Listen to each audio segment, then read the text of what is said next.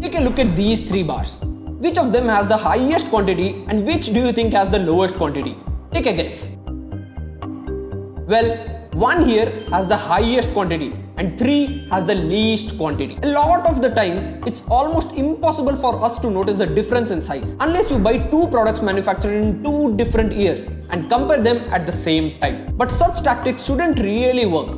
But somehow they do. It's more of a psychological trick that these brands use. Here's why it works. Our minds are hardwired in such a way that a 5 rupees increase makes us feel worse than losing 10 grams of product. It seems like we humans are generally more sensitive to price changes than quantity changes. Our brains are hardwired to be extremely risk averse. We hate losing what we have more than we hate losing something we get in return. So we tend to focus on how much we are losing by paying for an item than focusing on what we are getting in return. So shrinkflation is basically a clever way for companies to deal with rising costs without upsetting customers too much. So what does shrinkflation mean for you as a consumer? It's not just about getting less product. It's about losing your purchasing power without even realizing it.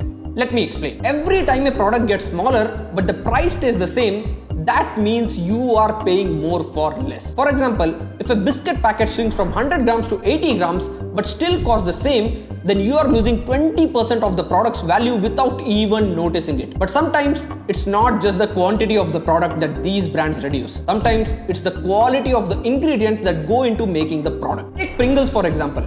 In the US and Europe, Pringles are made from corn or sunflower oil. But in India, to keep the price of their products low and remain competitive, they replace it with palm oil, which is not only much cheaper but less nutritious as well. This poses a big health risk to the consumers. This is where brands cross the line, and this is called skimpflation. Skimpflation is basically when a company reduces the quality of a product or service while keeping the price the same. This means fewer calories per packet, less of the essential nutrients you are paying for, and less value for your money overall. Interestingly, India doesn't have strict laws specially targeting shrinkflation. The Consumer Protection Act requires companies to clearly label their products, accurately declare the weight and quantity, be transparent in their packaging. And as per the recent changes in Legal Metrology Act, companies now also have to mention the price per gram or unit on the packaging. This helps us compare products more easily. But these laws don't stop companies from quietly reducing product sizes. So while they are not breaking the rules, they are still making you pay more for less.